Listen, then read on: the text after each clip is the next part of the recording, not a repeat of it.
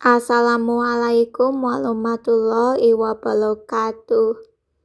Memperkenalkan, nama saya Janubia Adia Lamanriyati dengan NIM 250 90000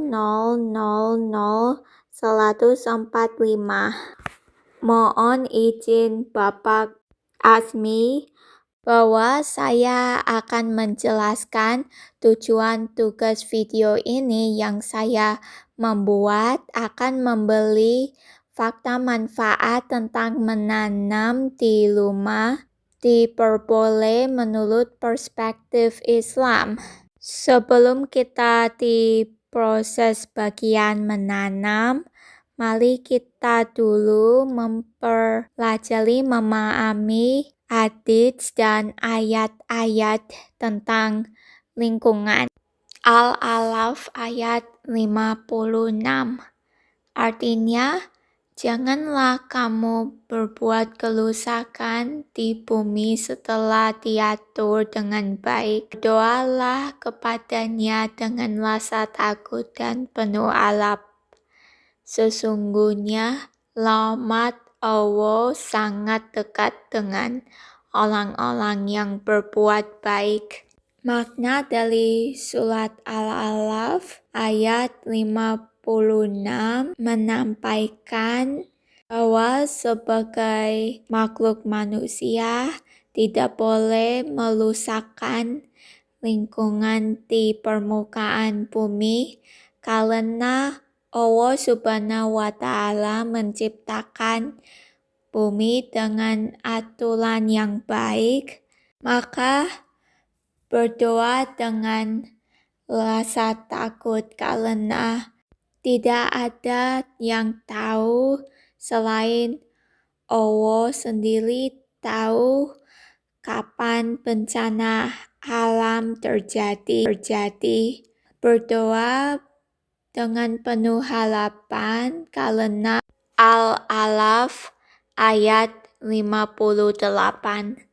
Artinya, tanah yang baik, tanaman-tanamannya tumbuh subur seizin tuannya. Adapun tanah yang tidak subur, tanaman-tanamannya hanya tumbuh melana. Demikianlah kami jelaskan berulang kali tanda-tanda kebesaran kami bagi orang-orang yang bersyukur. Setiap keesokan hari akan cerah bagi kita, dan apalagi demi lingkungan akan jadi tempat yang aman. Dari surat Al-A'raf ayat 58, kita harus menjaga tubuh tanaman-tanamannya dengan merasa bersyukur. Kemudian, hadits menampaikan bahwa Allah Subhanahu wa Ta'ala suka tempat yang bersih. Dari Rasulullah Shallallahu alaihi wasallam, sesungguhnya Allah Subhanahu wa Ta'ala itu suci yang menyukai hal-hal yang suci, maha mulia yang menyukai kemuliaan, dia maha indah yang menyukai keindahan. Karena itu, bersihkanlah tempat-tempatmu. Yang kami lihat dipertunjukkan antara dua jenis tanaman yang dihadapi depan adalah beberapa lidah mertua dan satu lidah buaya. Saya memilih lidah mertua dan lidah buaya karena sejak ibu saya menanam terlebih dahulu sebagai hiasan tanaman di sekitar rumah kita. Tanaman lidah mertua ini kelihatan hijau segar, memberi kita dapat udara oksigen yang bersih, serta nawa yang indah cocok sebagai dekorasi di depan maupun sekitar lingkungan rumah. Saya suka bentuk lidah buaya, kelihatan seperti sehat dan cairan dalam tanaman mempunyai fungsi yang dapat dimanfaatkan dan digunakan sebagai alat peralat bersih untuk merawat kulit. Saya baru meneliti dari informasi tentang dua tanaman, tapi pertama saya menjelaskan fakta tentang lidah mertua dulu. Tanaman lidah mertua dianggap sebagai anugerah yang memiliki manfaat, keberkahan, dan membawa rezeki dari Allah Subhanahu wa Ta'ala menurut Islam. Adapun bagi lidah buaya atau aloe vera disebut untuk kesehatan haji di masa Nabi.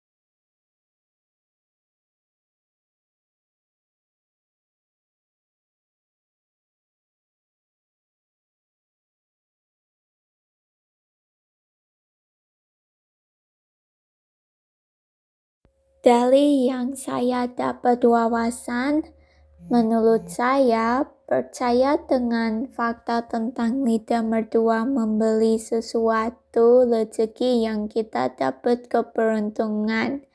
Bukan cuma bermaksud pendapatan hasilan, juga tanaman ini memiliki banyak manfaat, menjadi berkah obat dan menyerap oksigen yang bersih. Lidah buaya juga dimanfaatkan menjadi alat perawatan kulit bersih dan sebagainya. Sekarang saya sadar bahwa kita menjaga dan merawat tanaman bukan cuma karena kita harus jaga kesehatan untuk lingkungan hidup. Kita merawat tanaman dengan baik-baik karena ada beberapa jenis tanaman yang bisa bermanfaat bagi kita gunakan menjadi obat-obatan, perawatan kulit, makanan, minuman, dan lain-lain. Yang saya sudah menjelaskan bahwa bukan cuma satu tanaman saja, semua tanaman maupun ada juga yang berbeda jenis bisa memenuhi keperluan kita dalam hidup kita setiap langkah. Tanpa keperluan tanaman, kita tidak yakin bisa beradaptasi untuk maju berkembang dan hidup lama-lama tiba-tiba. Saya berharap ada seseorang di dunia ini punya kepedulian untuk mau melawat. Insya Allah mungkin kapan-kapan maupun di suatu masa depan saya bisa meluangkan waktu dan energi untuk menyiram dengan tanaman dengan air segar, dan kemungkinan saya nanti kalau bisa rencanakan menanam tanaman baru dengan melawat mereka baik-baik.